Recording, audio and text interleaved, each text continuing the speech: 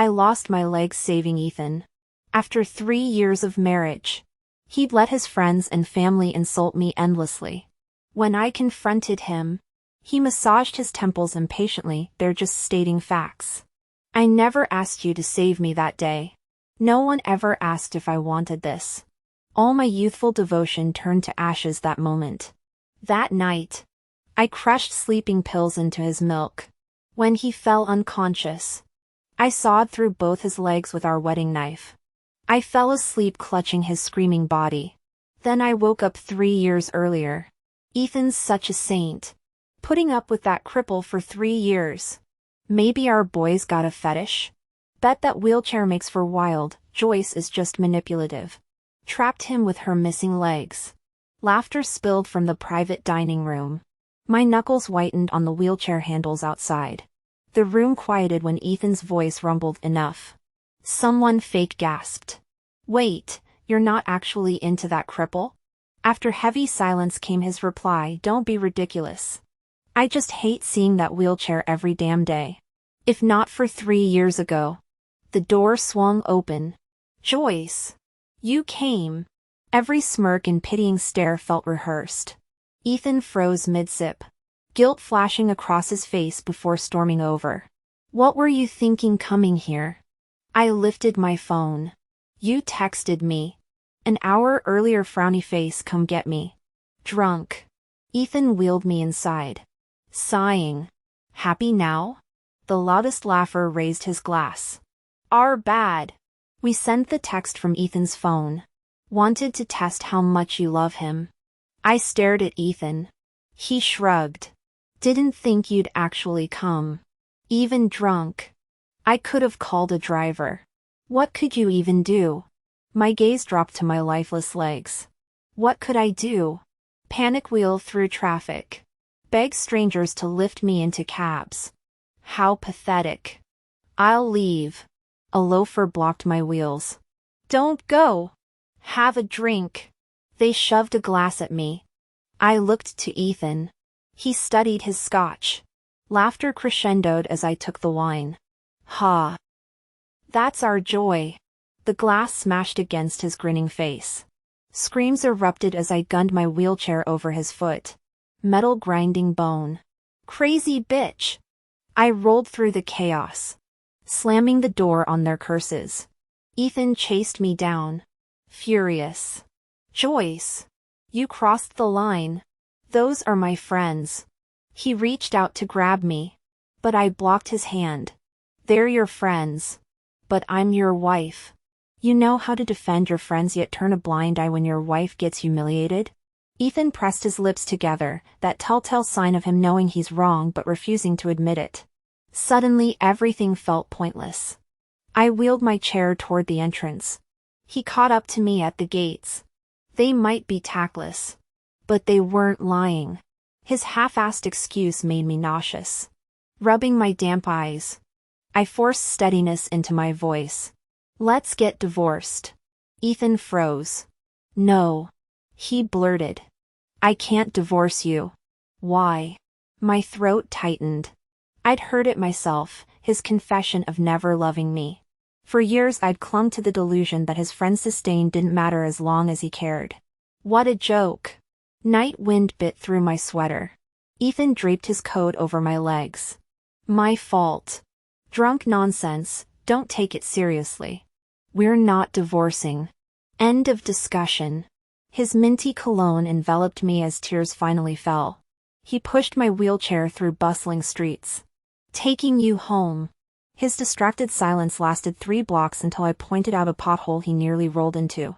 After a muttered apology, the quiet returned. "If this is burdensome," I swallowed. "If you don't love me, we should." I said no divorce. "Joyce." Ethan's grip tightened on the handles. I closed my eyes. Memories flooding back. 3 years ago, when the lab ceiling collapsed. I'd shoved him out of harm's way. Woke up to his bloodshot eyes glaring down. "You idiot! Who asked you to play hero?" I tried to explain, about 7 years of silent love. About owing the Sinclair family everything since my parents died. Then I'd moved my legs. Or tried to. Ethan gripped my hand that day. Voice cracking. I'll be your legs. Joyce, marry me. Like a fool. I'd said yes. Sunlight stung my eyes. The bedside clock read 10:17 a.m. Ethan's note lay beside cold sweetened milk. He knew I hated sugary drinks. Crashing noises erupted downstairs. Morning. Sis. Emily barged in. Her saccharine smile dripping venom. The youngest Sinclair heir draped herself over my wheelchair. All faux affection. Sleep well, temporary misses. Sinclair? Sister-in-law really knows how to cause trouble for my brother. At last night's business dinner, there were several key connections Ethan needed to win over. Your little outburst ruined everything for him. What do you plan to do about this? Joyce? I calmly looked at Emily. You could convince Ethan to divorce me. After the initial rush of marital bliss faded, I'd occasionally sense Ethan's quiet resignation. He always maintained a polite distance. His friends hadn't treated me coldly from the beginning either. Deep down, I knew they were voicing the criticisms Ethan couldn't voice himself.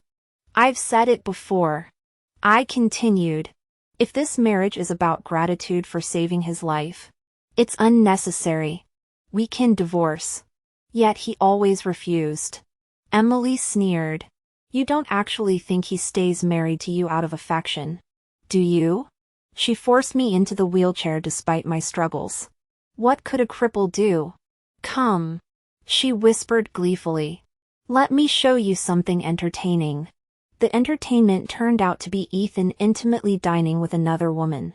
Through the bistro window, I watched him tenderly tuck a strand of hair behind Luna's ear, his eyes overflowing with adoration I'd never seen directed at me. See? Emily jutted her chin. That's who my brother truly loves. Then why won't he divorce me? I frowned. I'm not the one clinging to this marriage. Because you trapped him with your damn life debt. Emily snapped. If he divorces his savior, what does that make him? An ungrateful bastard. Stop pretending nobility. This was your scheme all along. I didn't understand why everyone assumed calculated motives behind saving Ethan. I lost my legs. Yet he's the victim deprived of freedom? The couple remained oblivious to my presence outside. Smiling, I wheeled closer and rapped on the glass. Emily paled. What are you doing? How ironic she wanted me to suffer in silence after her cruel demonstration. Too late. The lovers noticed us. Shock. Panic. Ethan rushed out. Joyce. Let me explain. He faltered, shooting Emily an accusatory glare. Who told you to bring her here? I feel sorry for the real couple, Emily retorted. They've loved each other for years. I froze. Years? But before confessing my feelings, I'd carefully asked if he had a girlfriend. He'd said no. Otherwise I'd never have dared. Go home, Joyce. Ethan berated Emily before hailing a cab. Wait. I raised my hand. I want to speak with that woman inside. Joyce. His brow furrowed dangerously. I gently grasped his wrist. You'll want to cooperate. Unless you'd like me to start screaming mistress. On the sidewalk. My smile didn't reach my eyes. I'm used to stares. The embarrassment will be yours to bear. His jaw tightened, but concern for Luna won. Moments later, he wheeled me into the restaurant. Ethan? Luna blinked up at us. Is this your wife? The one who saved you? The girl seemed to recognize me, propping her chin on her hand as she smiled. Hello. I'm Luna Stewart. Ethan's first love. Like the others, her friendly demeanor couldn't mask the underlying malice. Ethan, why don't you take your cousin over there? I'd like to speak with Joyce privately. With mere sentences, she'd seized control of the conversation. Ethan sat with Emily not far away, his worried gaze shifting between us. Joyce. Luna stirred her coffee leisurely. You know. If it weren't for you, I should have been the one marrying Ethan. I didn't know. I said truthfully.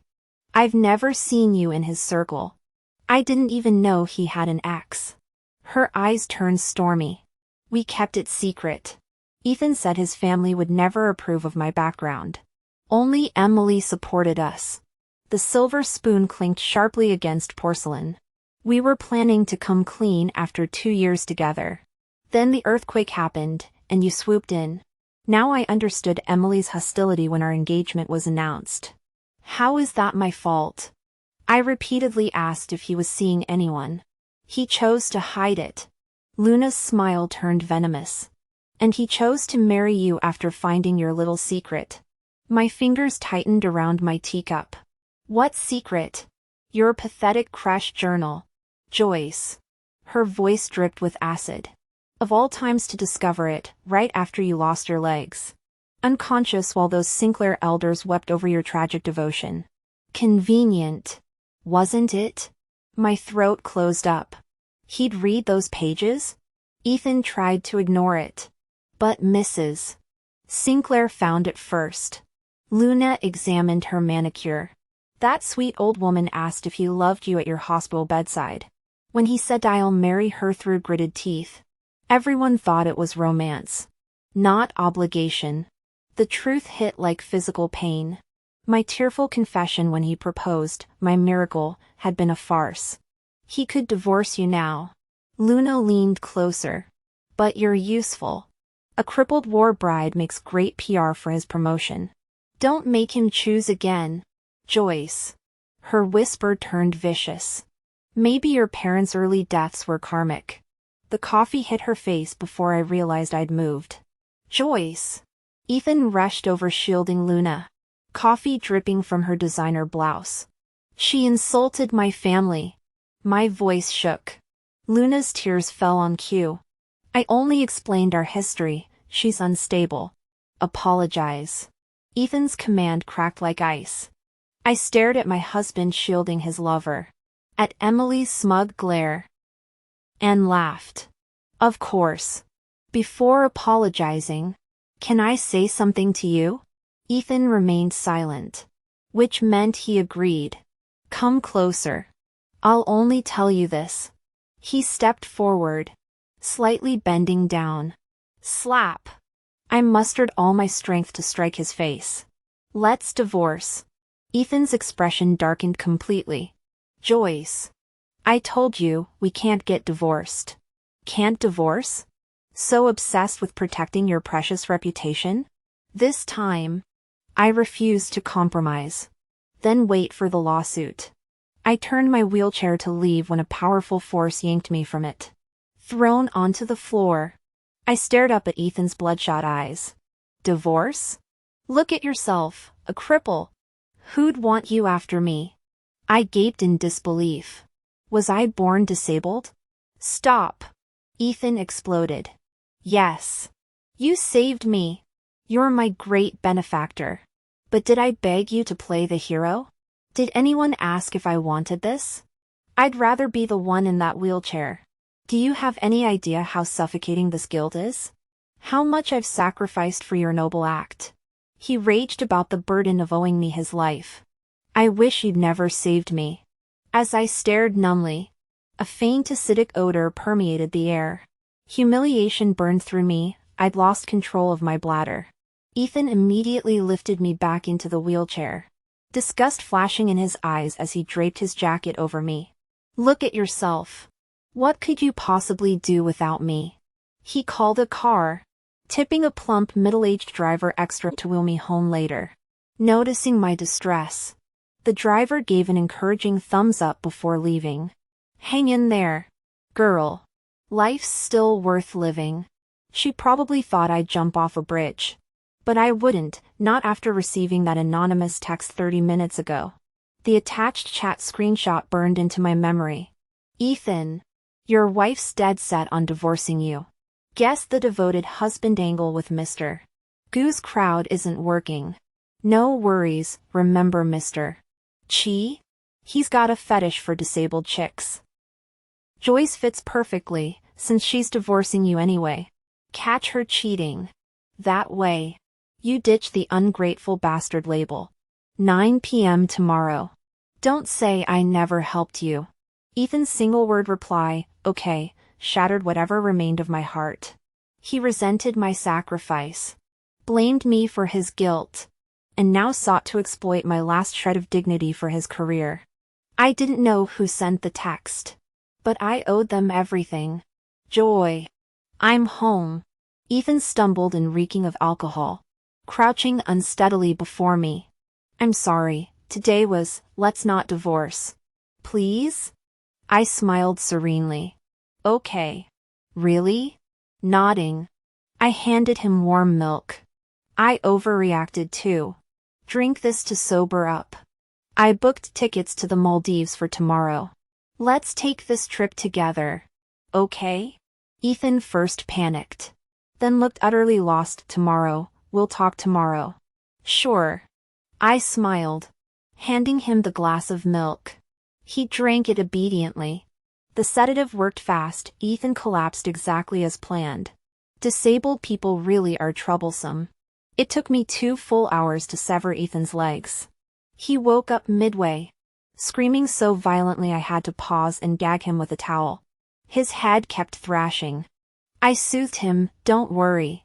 I won't kill you. Just taking what's mine. Since you never valued these legs anyway. His muffled pleas turned to whimpers when I pressed our chat records against his face. Dawn was breaking when I finally finished. The blade dull from overuse.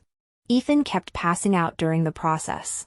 When I removed the gag afterward, he could barely whisper, joy. I shoved the towel back.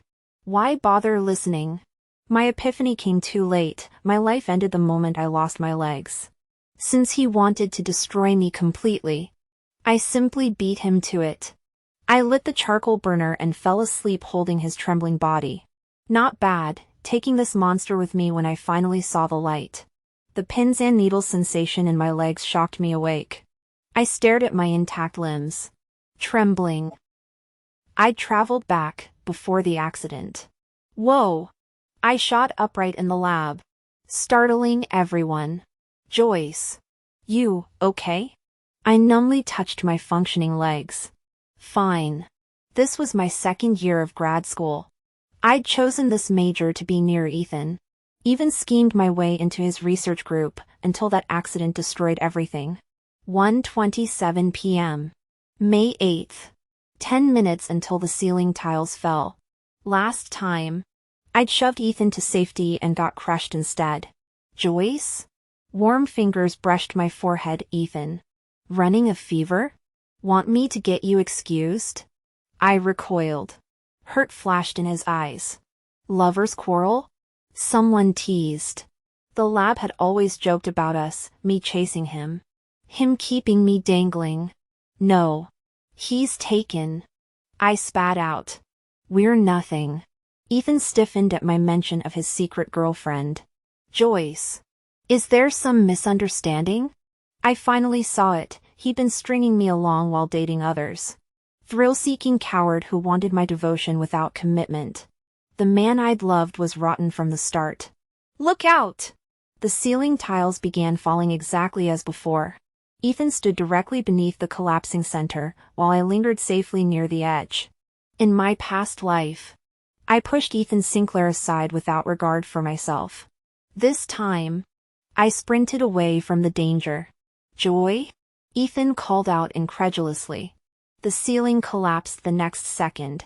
After his startled gasp, he lost consciousness.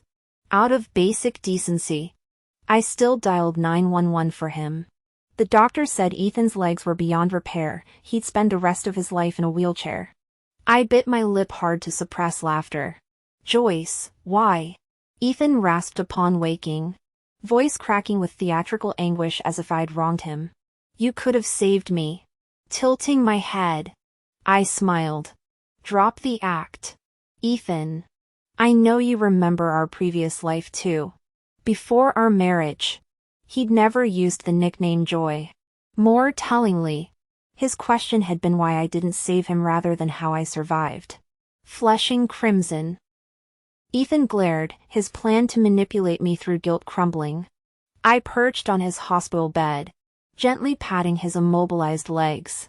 Remember what you told me last time? That you'd rather be crippled than owe me anything? Congratulations on your wish coming true. Now you're free from that burdensome gratitude. His face cycled through colors like a shattered kaleidoscope. Since when did you become psychotic, Joyce? Can't you tell angry rants from real intentions? The whining mirrored his past self, blaming me whether I rescued him or not. Rage surged through me. My palm cracked across his face. You dare provoke someone you just called insane? Craving another amputation? Ethan flinched violently, the memory of his gruesome previous death resurfacing. My mistake. He spat. I never liked your type anyway. At least now we're not shackled together. Mrs. Sinclair arrived 10 minutes later, still wearing her business suit. Ethan! Her anguished cry filled the room. With her husband away on business, she bore this tragedy alone. Auntie, take comfort, he's alive. I offered mechanically. In our past life, she'd oscillated between maternal warmth and passive cruelty, ultimately turning blind eyes to her niece's abuse. Mind your conduct, Ethan warned weakly, unable even to adjust his position without help. Mrs. Sinclair clutched my hands tearfully. Thank you for staying with him, dear. I know you've always, her voice broke meaningfully. Ethan's like a brother to me, I stated bluntly. Besides, he already has a girlfriend. The older woman whirled toward her son. Is this true? Ethan's jaw clenched. I'd forced his hand, exposing the affair he'd meant to reveal gradually. His furious glare promised retaliation. But for now, the shattered man could only seethe in helpless humiliation. I added gently. I already informed her earlier. I don't want to be a homewrecker. Please understand. As the words left my mouth, Luna materialized in the doorway wearing pristine white. Her reaction mirrored Mrs. Sinclair's initial shock and tears. Mrs. Sinclair had met Luna before. She was never particularly fond of the girl from a family with 2 older sisters and a younger brother, hardly suitable matches for her son. Under current circumstances, the older woman excused herself to buy dinner, swallowing further comments. Ethan, Luna's tear-swollen eyes made her look like a delicate flower. Yet Ethan averted his gaze. Joyce, you shouldn't have called her here. His voice cracked as yellowish liquid seeped through the bedsheets. Luna instinctively stepped back, fleeting disgust flashing across her face. Ethan caught the micro-expression, humiliation burning his ears. Joy, he turned pleading eyes toward me. I crossed my arms. What? You expect me to handle this? Your girlfriend's right here. Swiveling to Luna, I continued. Miss Stewart, I've heard about your epic love story. Since your soulmate's destined for forever, you should start learning to care for someone disabled now. Under my relentless prodding and emotional blackmail, Luna struggled to hoist Ethan upright. The bathroom door slammed shut, but not before I caught her venomous glare. I smiled bitterly. When tragedy struck me, they'd played star-crossed lovers mourning their doomed romance. But faced with daily hardships, would their love survive? After briefing Mrs. Sinclair, I left. Ethan had his mother and girlfriend, no need for extras like me. Life resumed normally. Attending classes, walking freely, running without constraints. This long-lost liberty intoxicated me. Rumor said Ethan obsessively pursued physical therapy despite zero progress. Mrs. Sinclair called frequently, complaining about Luna's incompetence compared to my past attentiveness. Ethan tried reaching out, but found himself permanently blocked. 3 months later, while dining with lab partners, I spotted the couple approaching. Luna shoved Ethan's wheelchair with visible irritation, oblivious to my presence. Why drag your crippled ass here? Embarrassing me? Her shrill tone contrasted sharply with former sweetness. My private investigation revealed the truth. Their romance was Luna's calculated scheme to escape poverty by trapping a wealthy simpleton. Last lifetime I'd intercepted, this time. Ethan flushed crimson. I had to see how you trash-talk me. Calling you a useless cripple? Luna sneered. Was I wrong? You can't even piss without help. I only married you to escape my family. Divorce. Ethan roared. We haven't had the wedding yet. Think I don't want out? She punched his shoulder. 3 months nursing you makes me sick. I'd have chosen differently if not for your hag mother. The delicate flower had shed petals to reveal carnivorous jaws beneath. But someone like that is a perfect match for Ethan. I couldn't help but laugh out loud, finally drawing their attention. Luna immediately shoved Ethan away like a hot potato. Thank God you're here. Take your brother away. Back when Ethan and Luna were secretly dating, he'd always introduced me as his sister. Luna shot him a frosty glare. I'm returning to the reunion. Don't embarrass me again. She strode off without a backward glance, leaving Ethan and me in suffocating silence. The cruelty he faced now mirrored what he'd once inflicted on me.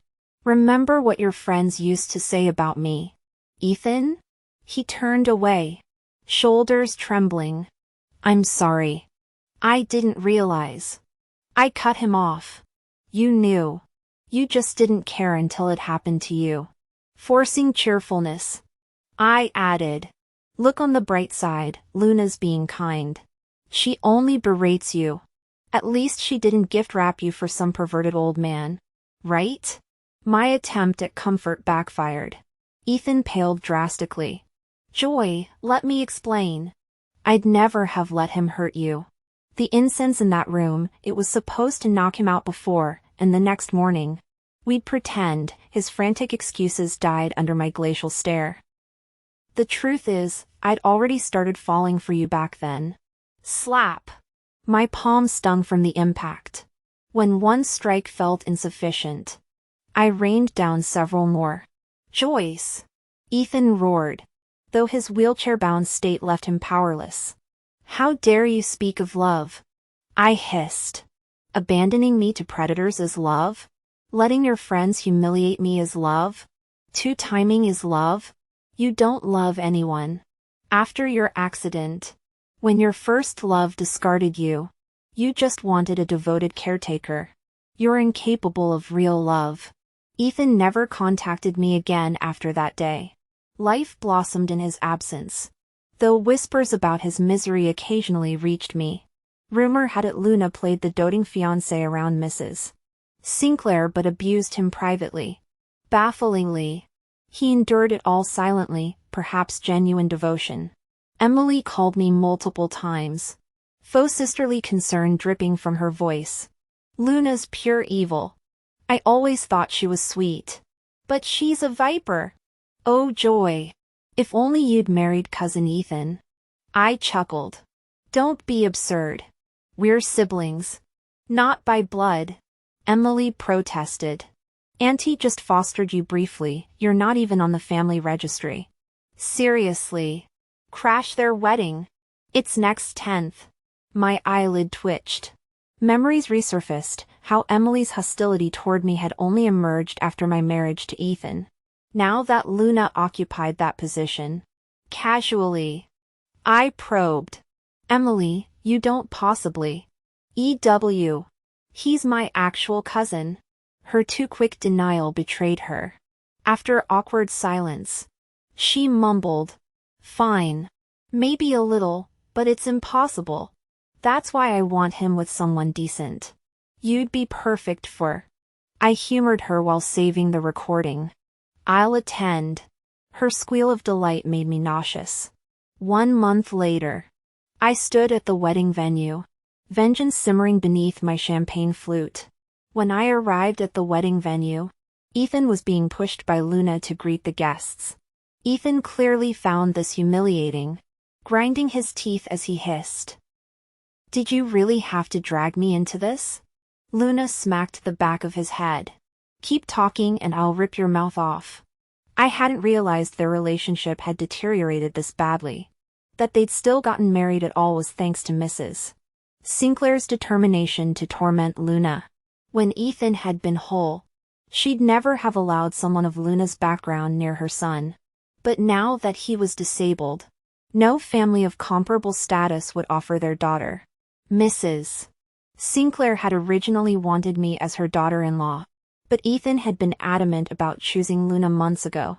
The Sinclair family ended up paying Luna's family $300,000 upfront, effectively purchasing her.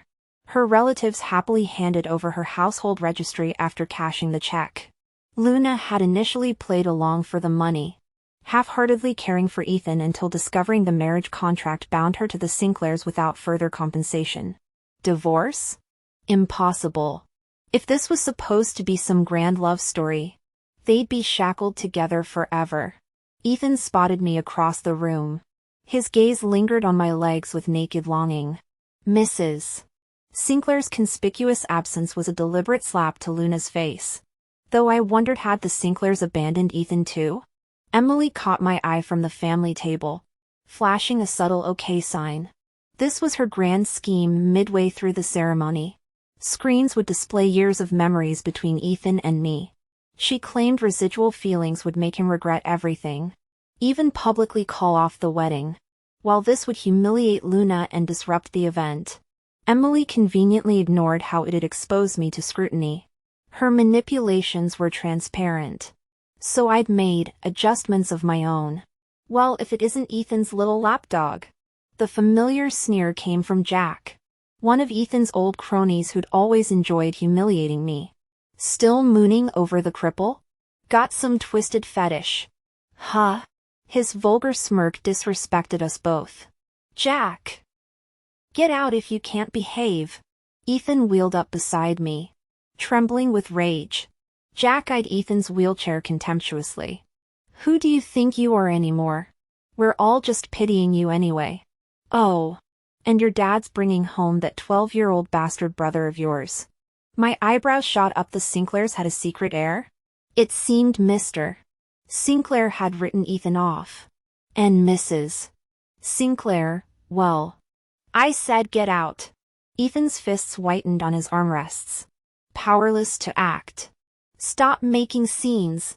Luna stormed over, kicking Ethan's lifeless leg. Haven't you embarrassed me enough today? She began slapping his shoulders as Jack laughed. Easy there, sis. Save the domestic abuse for home. Jack's leer shifted to me, especially with the ex watching. I'd intended to avoid drama, but Jack's cruelty spanned lifetimes.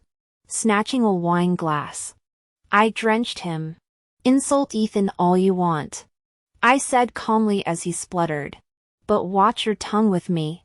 Unless you want the Sinclairs learning about those special introductions you arrange, like which executives prefer underage girls. The color drained from his face. Everyone knew about Jack's side business, procuring vulnerable girls for depraved businessmen. That particular secret had destroyed multiple lives in my past existence. When Jack Hudson heard me mention M.S. Stewart, he instantly became as meek as a quail. Joy, Ethan choked out my name. I'm sorry. I truly didn't know life after disability would be so. The suddenly activated projection screen interrupted his apology. I saw Emily leap to her feet excitedly. Joyce, why don't you crash this wedding? It's happening on the 10th of next month. Emily, you wouldn't actually like. Of course not. How could I possibly like my own cousin? Well, maybe a little, but he's my blood relative. That's why I want to find him a good wife. Though the screen showed no images, every word of our conversation echoed through the venue. The already chaotic wedding descended into pandemonium. Emily shrieked demands to stop the recording while Luna marched over and started pummeling her. The enraged woman kept hurling curses as multiple guests struggled to restrain her. I clicked my tongue in amusement. Of course, the girl raised in a patriarchal rural family wouldn't be some delicate wallflower. The memory of our civilized restaurant conversation now seemed bitterly ironic. Slipping away during the commotion, I ignored Ethan's desperate calls behind me. Later accounts informed me that after Emily's shameful crush got exposed, her parents viciously argued with their brother. They blamed Ethan for crossing boundaries that warped their daughter's affections. Mr. Sinclair, already disillusioned with his nephew, completely disowned him. Even Mrs. Sinclair reluctantly gave up on her son, deciding to focus on bonding with the illegitimate child whose mother had conveniently died. Luna teetered on madness, her reputation destroyed by the hysterical shrew label. Though she sought divorce, the Sinclair family refused to release her. They blamed her for corrupting Ethan, claiming I would have naturally married him otherwise. Their twisted logic suggested I should have sacrificed my legs to save Ethan during the accident, then married him for clout. 6 months later, Ethan committed suicide after murdering Luna. Rumor said she'd connected Jack with certain depraved circles, introducing Ethan to perverted old men. The final straw came when, well, let's just say whatever happened during that drug-fueled night left Ethan permanently unhinged. His rambling suicide note alternated between tearful apologies, curses for Luna, and delusional vows to rewrite time to choose me again. In the end, he replaced Luna's vitamins with sleeping pills, then burned them both alive in their home. When Ethan's final letter arrived, I didn't bother opening it. Second chances? The universe doesn't grant those to monsters. Even if it did, no amount of redos would make me sacrifice my ambitions for him again. I'm building myself anew, stronger, wiser, and completely untethered from that toxic past.